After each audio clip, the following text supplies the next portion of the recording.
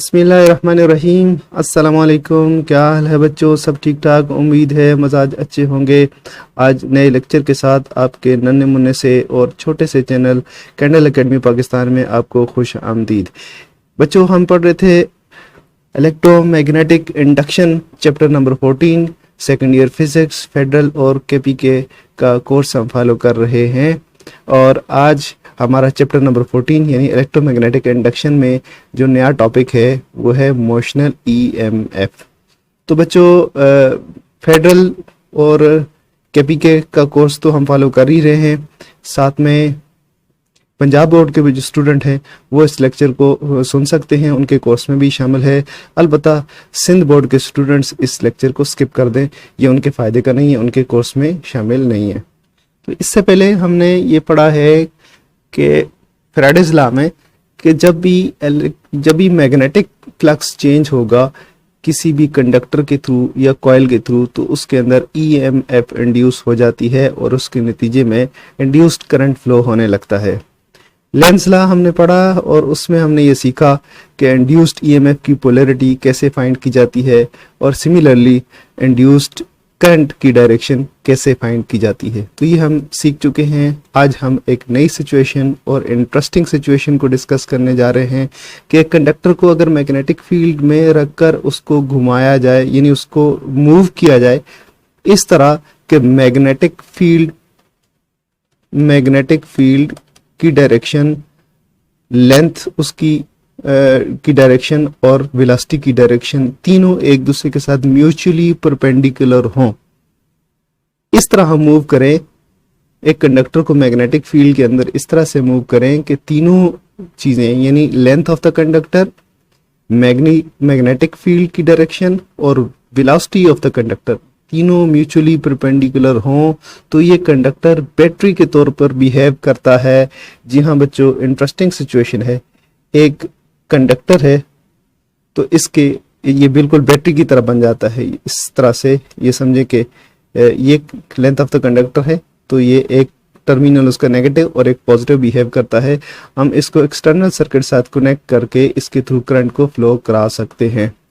तो ये ईएमएफ जो इंड्यूस हो रही है ये due to motion of the conductor है, इस वजह से इसको मोशनल ईएमएफ कहते हैं या डायनेमिकली इंड्यूस्ड ईएमएफ कहते हैं। तो पहले हम मोशनल ईएमएफ की डेफिनेशन लिख लेते हैं, उसको समझ लेते हैं। उसके बाद हम मोशनल ईएमएफ की मैग्नीट्यूड फाइंड करने का फार्मूला है उसको दो तरीकों से ड्राइव करने की कोशिश करेंगे। EMF induced by the motion of a conductor across the magnetic field is called motional EMF। तो ये रही EMF मोशनल EMF की डेफिनेशन कि एक कंडक्टर की मैग्नेटिक फील्ड के अंदर मोशन की वजह से उसके अक्रॉस जो EMF इंड्यूस होगी तो उसको हम मोशनल EMF कहेंगे। फर्ज करें आपके पास मैग्नेटिक फील्ड हो जिसकी डायरेक्शन हो इनवर्ड, इस स्क्रीन की तरफ मैग्नेटिक फील्ड की डायरेक्शन है इनवर्ड और ये कांस्टेंट मैग्नेटिक फील्ड है कि जिसकी मैग्नीट्यूड है b, मैग्नेटिक फ्लक्स डेंसिटी है b और ये इनवर्ड है। इसके अंदर एक कंडक्टर रखा हुआ है, ये कंडक्टर है और इस कंडक्टर की लेंथ है l, लेकिन इसकी डायरेक्शन मैग्नेटिक फील्ड के साथ 90 डिग्री का एंगल बना रही है। इस तरह से ये कंडक्टर है कि ये मैग्नेटिक फील्ड के साथ 90 डिग्री का एंगल बना रहा है और इस कंडक्टर को हम इस तरह से मूव करते हैं कि अगेन ये कंडक्टर की डायरेक्शन के और मैग्नेटिक फील्ड की डायरेक्शन के दोनों के 90 डिग्री मूव कर रहा है, ऐसे आगे की तरफ मूव कर रहा है।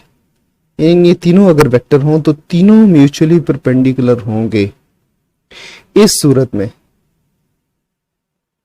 इस कंडक्टर के अक्रॉस जो ईएमएफ इंड्यूस होगी, जो इसको तकरीबन बैटरी की तरह ये बिहेव करने लग जाएगा, तो इस ईएमएफ की वैल्यू होगी E is equal to BVL। Sine theta हम इसलिए नहीं लिख रहे कि हम पहले ही ये सपोज कर रहे हैं कि ये तीनों जो क्वांटिटीज हैं लेंथ वेक्टर, वेलोसिटी वेक्टर और मैग्नेटिक फील्ड तीनों एक दूसरे के साथ म्यूचुअली परपेंडिकुलर हैं। तो इस सूरत में क्या होगा, इसकी जो वैल्यू होगी ईएमएफ की वो BVL होगी। तो बच्चों आज के लेक्चर में हम ये वाला फार्मूला आपको ड्राइव करना सिखाएंगे कि किस तरह से ड्राइव करते हैं, और इसके लिए हम 2 मेथड्स यूज करेंगे। बच्चों इस बात को जरूर ध्यान में रखना है और याद रखना है कि ये एक पर्टिकुलर सिचुएशन है जिसमें मैग्नेटिक फील्ड, वेलोसिटी और लेंथ वेक्टर आपस में 90 डिग्री का एंगल बना रहे हैं। अदरवाइज अगर इनमें से कोई भी एक क्वांटिटी 90 डिग्री के एंगल से चेंज हो जाती है तो देन हमें उसके वेक्टर कंपोनेंट्स यूज करने पड़ेंगे जो एक दूसरे के साथ म्यूचुअली परपेंडिकुलर होंगे। लेकिन हम वो सिचुएशन यहाँ पे डिस्कस करने वाले नहीं हैं, हम ये एक पर्टिकुलर सिचुएशन डिस्कस कर रहे हैं। तो चलते हैं इसकी डेरिवेशन की तरफ। बच्चों डायग्राम हम दोबारा बनाएंगे ताकि आपको ये अच्छे तरीके से समझ आए। फर्ज करें ये मैग्नेटिक फील्ड की डायरेक्शन है इनवर्ड डायरेक्शन मैग्नेटिक फील्ड की क्रॉस से शो करते हैं, और आउटवर्ड हो तो डॉट। तो ये इनवर्ड मैग्नेटिक फील्ड है, और इस इनवर्ड मैग्नेटिक फील्ड के अंदर हमने एक कंडक्टर रखा हुआ है। ये कंडक्टर है इस तरह से, ऑलमोस्ट वही डायग्राम बन रही है लेकिन थोड़ी सी चेंज होगी क्योंकि अभी हम डेरिवेशन करने वाले हैं। तो ये कंडक्टर है, ठीक है जी। और इसके साथ हम ये सपोज करते हैं कि इस कंडक्टर को एक रेल के ऊपर रखा हुआ है। क्या है जी, एक रेल है, और ये रेल भी कंडक्टिंग है। ये एक कंडक्टिंग रेल है जो एक लूप बना रही है ऐसे।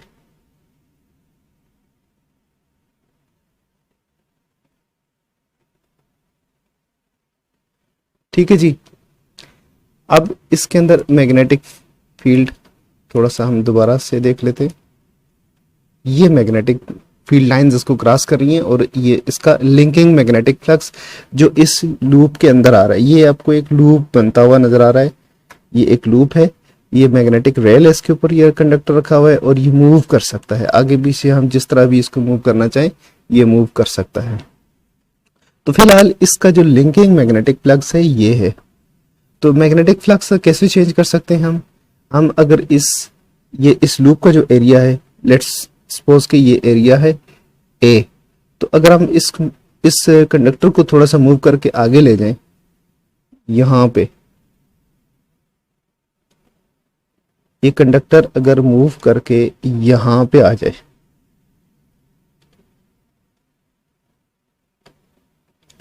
यानी ये यहां से कितना डिस्टेंस ट्रेवल करे, डिस्टेंस डेल्टा x ट्रेवल करे, ठीक है ना। और टाइम कितना, उसके लिए टाइम कितना हो, डेल्टा टी टाइम के अंदर ये डिस्टेंस ट्रेवल करे डेल्टा x। तो इसका एरिया क्या होगा, एरिया चेंज हो जाएगा। एरिया कितना चेंज होगा, ये वाला एरिया चेंज हो जाएगा, यानी ये वाला नया एरिया, ये प्रीवियस पोजीशन होगी, ये न्यू पोजीशन होगी, और उसके दरमियान ये वाला जो एरिया है ये चेंज हो जाएगा, इतना एरिया नया आ जाएगा। और इस एरिया चेंज की वजह से मैग्नेटिक फ्लक्स चेंज हो जाएगा। हमने शुरू में डिस्कस किया था कि मैग्नेटिक फ्लक्स चेंज हो तो ईएमएफ इंड्यूस होती है, और मैग्नेटिक फ्लक्स चेंज करने के मुख्तलिफ तरीके हमने बताए थे, जिनमें एक ये भी था कि लूप ऑफ द कॉइल अगर हम चेंज कर दें, एरिया ऑफ द लूप जो है कॉइल का हम चेंज कर दें, तो तब भी मैग्नेटिक फ्लक्स चेंज हो जाता है। तो मैग्नेटिक फ्लक्स चेंज हो रहा है यहाँ पे इसको मूव करने की वजह से, तो लिंकिंग मैग्नेटिक फ्लक्स यहाँ पे इंक्रीज हो रहा है, जिसकी वजह से यहाँ पे ईएमएफ इंड्यूस होगी according to Faraday's law of electromagnetic induction. यहाँ पे जो एरिया चेंज हो रहा है वो है डेल्टा ए एरिया चेंज हो रहा है, और वो डेल्टा ए एरिया क्या होता है, क्या है, चूंकि लेंथ ऑफ द कंडक्टर तो कांस्टेंट है, वो तो चेंज नहीं हो रही, तो ये इसकी लीनियर ये डायरेक्शन जो है, ये डिस्टेंस चेंज हो रहा है, तो इसलिए हम इसको इस तरह लिखेंगे L डेल्टा x। तो ये L डेल्टा एक्स इसका एरिया बन रहा है, जितना एरिया इसका चेंज हो रहा है, delta is equal to L delta x. अब Faraday's law of electromagnetic induction क्या है? EMF is equal to delta phi M upon delta T. Negative sign को हम छोड़ देते हैं, मैग्नीट्यूड के साथ डील कर रहे हैं। तो जो लिंकिंग मैग्नेटिक फ्लक्स है वो चेंज होगा, तो उसका जो टाइम रेट बनेगा उसका वो इक्वल होगा EMF के। तो फ्लक्स की डेफिनेशन आपको पता है, फ्लक्स किसके बराबर होता है? फ्लक्स बराबर होता है B dot A cos theta, और यहाँ पे हमारे पास जो है चेंज हो रहा है मैग्नेटिक फ्लक्स, तो डेल्टा फाई क्या होगा? बी डेल्टा ए, तो इसके अंदर पुट कर लेते हैं, डेल्टा फाई एम की जगह बी डेल्टा ए पुट करेंगे, तो EMF is equal to B delta A upon delta T. ठीक है जी, और ये किसके बराबर है? B delta A. Delta A की वैल्यू हमने यहां लिख ली है, लेंथ कांस्टेंट है, तो ये डिस्टेंस चेंज हो रहा है, डेल्टा एक्स हॉरिजॉन्टल डिस्टेंस। तो चेंज इन एरिया कितना बनता है? L delta x. बी वैसे का वैसा रहेगा, L डेल्टा एक्स चेंज आ रही है विद रिस्पेक्ट टू टाइम। ठीक है जी, अब यहां पे देखें आप, अगर मैं इसको यूं लिखूं BL delta x upon delta T, तो ये क्या चीज है आपको जो नजर आ रही है? Rate of change of distance है कि नहीं है? जी हाँ, बिल्कुल rate of change of distance है। तो rate of change of distance किसकी इक्वल होता है? वेलोसिटी के। Delta S upon delta T क्या होता है? वेलोसिटी होता है कि नहीं होता? तो ये वेलोसिटी है। ठीक है जी, तो हम इसको इसके साथ रिप्लेस कर देते हैं, BLV हो जाएगा, ये क्या हो जाएगा? BLV। और इसको हम अरेंज करें तो ये क्या बनेगा? Electric flux is equal to BBL। Next page ले लेते हैं।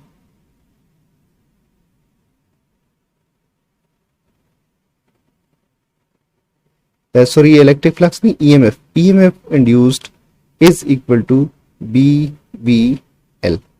यहां पे देखें, कंडीशन ये है कि ये इस मैक्सिमम EMF प्रोड्यूस करने के लिए तीनों जो क्वांटिटीज हैं एक दूसरे के म्यूचुअली परपेंडिकुलर हों।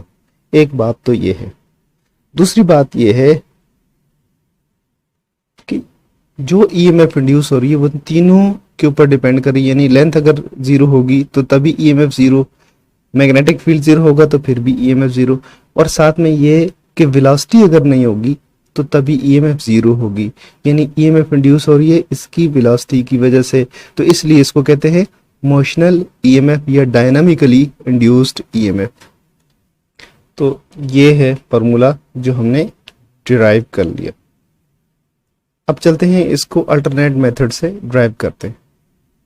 मेथड 2 भी बड़ा आसान है। फर्ज करें कि इनवर्ड मैग्नेटिक फील्ड है और इस इनवर्ड मैग्नेटिक फील्ड के अंदर आपने कंडक्टर रखा हुआ है, उसी तरह की तकरीबन डायग्राम बनेगी।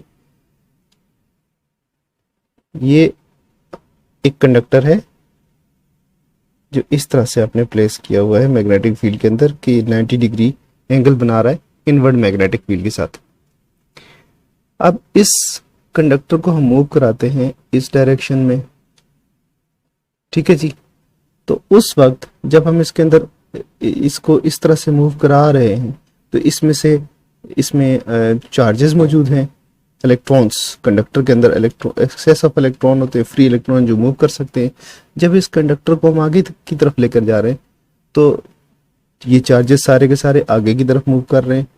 तो चार्ज पार्टिकल जब मैग्नेटिक फील्ड के अंदर मूव करता है तो उसके ऊपर फोर्स लगती है, जिस फोर्स को हम कहते हैं QBB। F is equal to Q V B sine theta. तो आगे की तरफ सारे मूव कर रहे हैं तो उसके ऊपर क्यू वी बी फोर्स लगेगी, जिसको मैग्नेटिक फोर्स कहते हैं, एफ एम लिखते हैं। इस मैग्नेटिक फोर्स की वजह से इसमें से करंट फ्लो होगा। अगर हम ये सपोज करें कि ये भी एक कंडक्टिंग रेल के ऊपर रखा हुआ है, यानी ये फर्ज करें रेल है, इस रेल के ऊपर ये मूव कर रहा है, तो यहाँ इसको पूरा पाथ मिल रहा है कि करंट किस तरह से फ्लो हो सकता है। ठीक है जी। अब हर चार्ज के ऊपर इसके ऊपर जितने भी चार्जेस हैं उन चार्जेस के ऊपर मैग्नेटिक फोर्स लगेगी, और उस मैग्नेटिक फोर्स की वजह से ये चार्जेस मूव करेंगे, और चूंकि पूरा लूप मौजूद है, करंट का पाथ मौजूद है, सर्किट बन रहा है, तो ये चार्जेस मूव करके करंट की शक्ल अख्तियार कर देंगे, तो करंट प्रोड्यूस होगा। किस डायरेक्शन में होगा वो हम फाइंड करेंगे फ्लेमिंग लेफ्ट हैंड रूल से। ये फ्लेमिंग लेफ्ट हैंड रूल है। वेलोसिटी की डायरेक्शन में आप रखेंगे ये वाली finger, middle finger, four finger magnetic field की डायरेक्शन में, जो कि इनवर्ड है।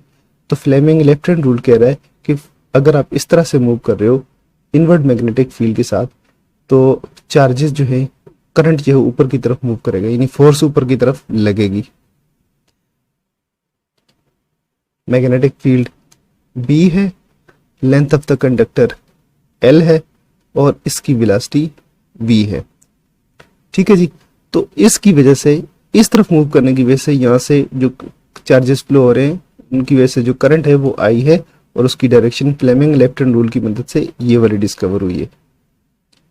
अब यहाँ पे एक और बात कि ये कंडक्टर है और कंडक्टर के अंदर से करंट फ्लो कर रहा है।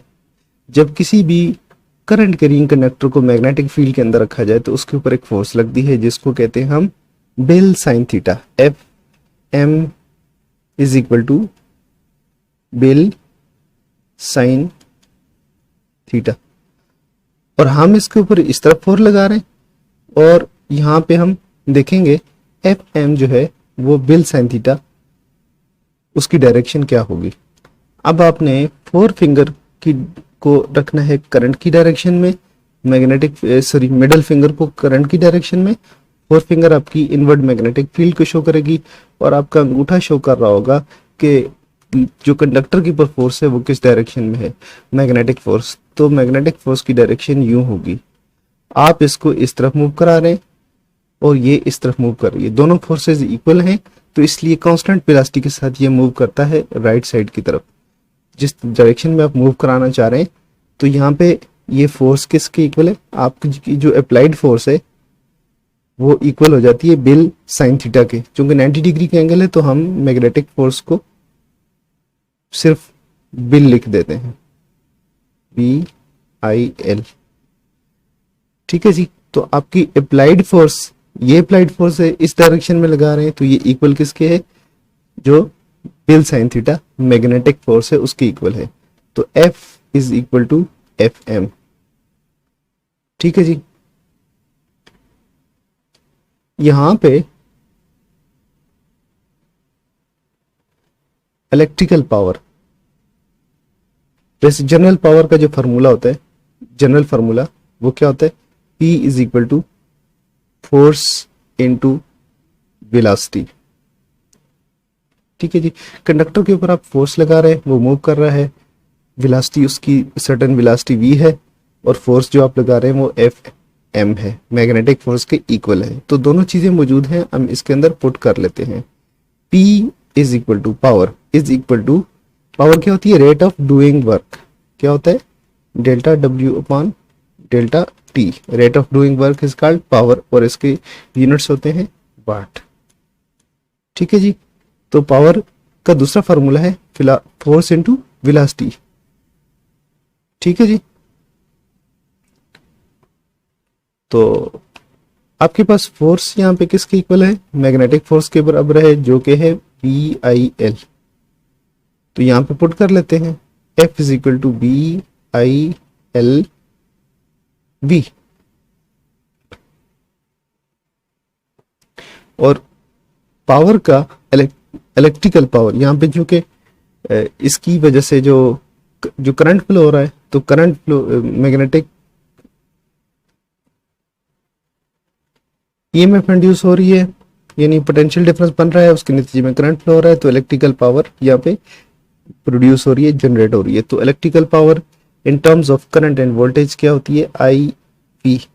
ये आप कह सकते हैं कि इक्वल टू ईएमएफ है, ऐसे भी लिख सकते हैं, इसको वी भी लिख सकते हैं, और ये करंट है, करंट, ये है ईएमएफ।